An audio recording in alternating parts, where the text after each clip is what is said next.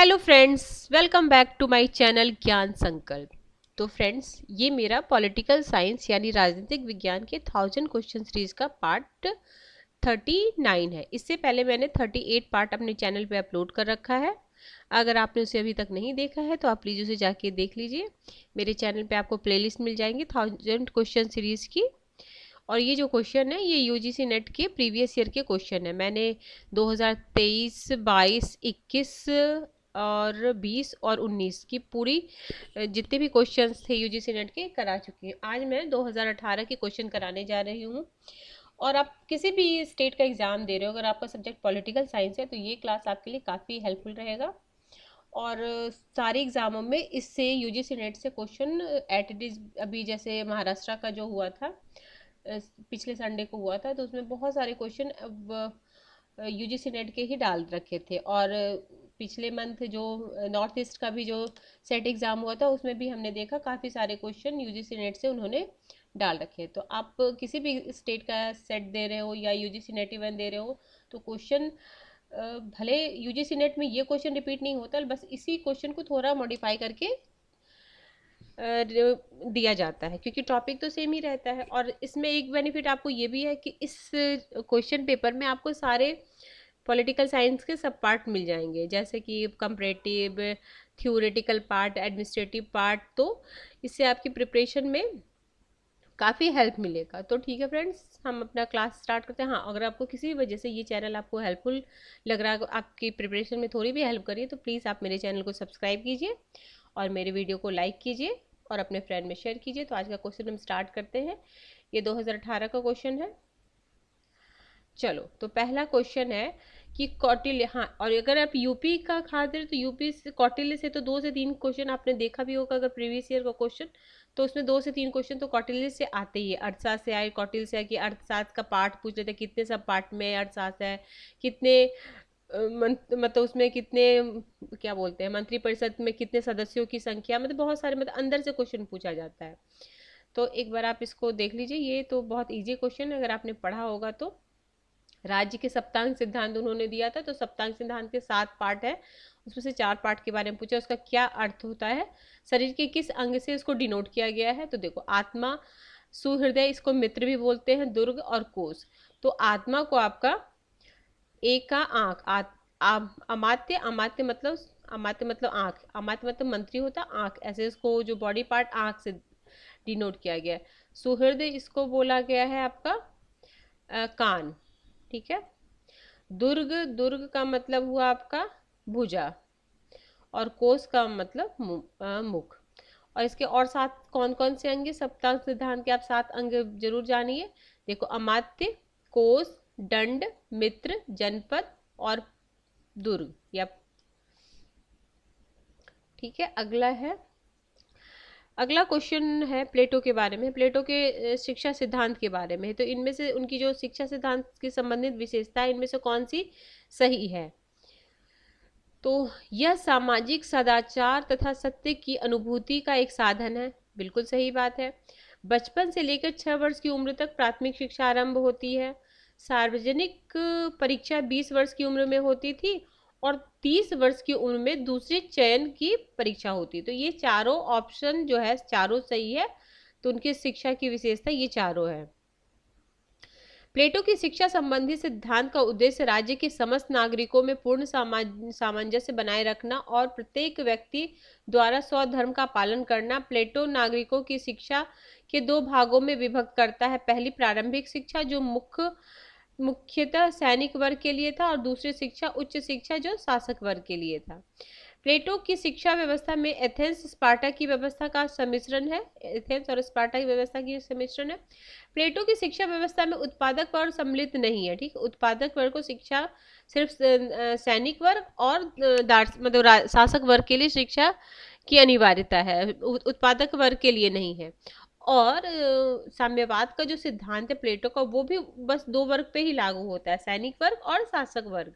उत्पादक वर्ग को इससे वो फ्री छोड़ते हैं। शिक्षा अनिवार्य एवं राज्य द्वारा नियंत्रित होगी। प्लेटो के अनुसार सर्वश्रेष्ठ शिक्षा आत्मा के लिए संगीत और शरीर के लिए व्यायाम। आत्मा के लिए क्या, संगीत को उन्होंने महत्वपूर्ण बताया, और शरीर के लिए व्यायाम को उन्होंने महत्वपूर्ण बताया है। थॉमस हॉब्स ने निम्न में से किससे प्राप्त अभिधारणा के आधार पर अपने राजनीतिक दर्शन का निर्माण किया है? तो थॉमस हॉब्स ने प्राकृतिक विज्ञान के सिद्धांत को अपनी धारणा के रूप में माना है। देखो, थॉमस हॉब्स ने प्राकृतिक विज्ञान से प्राप्त अभिधारणाओं के आधार पर अपने राजनीतिक दर्शन का निर्माण किया है। हॉब्स यूक्लिड की ज्यामिति तथा गैलीलियो की यांत्रिक से बेहद प्रभावित थे। गैलीलियो की यांत्रिकी से प्रभावित होकर हॉब्स ने यह विचार रखा कि संपूर्ण प्रकृति की व्याख्या यांत्रिक दृष्टि से की जा सकती है। इसी आधार पर उसने मानव स्वभाव का वर्णन किया तथा यह बताया कि प्राकृतिक अवस्था अराजकता और अवस्था थी। इस अराजक अवस्था को समाप्त करके ही सामाजिक समझौता सिद्धांत का प्रतिपादन किया। आगे क्वेश्चन है, रूसो की सामान्य इच्छा जनरल विल का क्या अर्थ है? तो इसमें कोई ऑप्शन नहीं है, तो मैं आपको एक्सप्लेन कर देती हूँ। देखो, रूसो की सामान्य इच्छा वास्तविक इच्छा न होकर व्यक्तियों की वास्तविक इच्छाओं का योग है। मतलब ये व्यक्तिगत इच्छा ना होकर सभी लोगों की जो वास्तविक इच्छा है, रियल इच्छा है, उसके योग को उन्होंने बोला है। उल्लेखनीय है कि रूसो व्यक्ति के दो प्रकार की इच्छाओं की बात करता है। पहली इच्छा होती है एक्चुअल विल और एक होती है रियल विल। रूसो के शब्दों में समाज में समस्त समस्याओं की इच्छाओं का कुल योग सामान्य इच्छा कभी नहीं हो सकती, क्योंकि समस्त सदस्यों की इच्छाओं से सदस्यों की व्यक्तिगत स्वार्थ का सम्मिश्रण होता है, जबकि सामान्य इच्छा का संबंध केवल सामान्य हितों से होता है। ग्रीन के अनुसार सामान्य इच्छा सामान्य हित की सामान्य चेतना है। ठीक है, अगला क्वेश्चन है, निम्नलिखित में से यह किसका दृढ़ विश्वास था कि आवधिक व्यक्तिक समुदाय में सुधार आवश्यक है, क्योंकि उदारीकरण एक आत्मविध्वंसक सिद्धांत है? तो ऐसा वॉल्जर बोलते हैं, एम वॉल्जर बोलते हैं। तो वॉल्जर ने का दृढ़ विश्वास था कि आवधिक व्यक्तिक समुदाय में सुधार आवश्यक है, क्योंकि उदारीकरण और आत्मविध्वंसक सिद्धांत है। कुछ तथ्य इनके बारे में पढ़ लेते हैं। वॉल्जर समुदायी विचारक हैं। वॉल्जर कौन से किस विचारधारा के? समुदायवादी विचारधारा के हैं। समुदायवादी दृष्टिकोण व्यक्तिगत स्वतंत्रता और समानता के साथ साथ समुदाय की भलाई की ओर ध्यान देने की वकालत करता है। और प्रमुख जो समुदायवादी हैं, Michael Walzer, Charles Taylor, Michael Sandel, ये सब समुदायवादी विचारक हैं। निम्नलिखित में से किसने इस गैर उपयोगितावादी कथन को स्थापित करने का प्रयास किया था कि कुछ आनंद अन्य की तुलना में अधिक गुणवत्ता वाले होते हैं? तो ऐसा जे स्मिथ बोले थे। ठीक है, अगला है, निम्नलिखित में से किस आधुनिक लोकतंत्र का वर्णन बहुतंत्र के रूप में किया है? तो बहुतंत्र के रूप में रॉबर्ट डहल ने किया है। ठीक है, और रॉबर्ट डहल है मतलब बहुलवादी विचारक है। देखो, रॉबर्ट डहल आधुनिक लोकतंत्र का वर्णन बहुलतंत्र पॉलीयार्की के रूप में किया है। लोकतंत्र के बहुलतंत्र संकल्पना के अनुसार लोकतंत्र समाज में नीति निर्माण की प्रक्रिया अत्यधिक विकेंद्रीकृत प्रक्रिया होती है। इसके अंतर्गत अनेक स्वायत्त समूह आपस में समझौता या सौदेबाजी करते हैं। अतः सार्वजनिक नीति उन सब समूहों की परस्पर क्रिया का परिणाम होता है जो इससे संबंधित विषय में दिलचस्पी का दावा करते हैं। बहुलवादी की मान्यता है कि समाज में सत्ता में अनेक केंद्र विकसित होने देना चाहिए। यह राज्य की सामाजिक और समस्त विधियों का एकमात्र नियंत्रण नहीं माना। अगला क्वेश्चन है आपका, सूची 1 सूची 2 को मिलाना है। देखो, कौन कौन से थिंकर है? John Rawls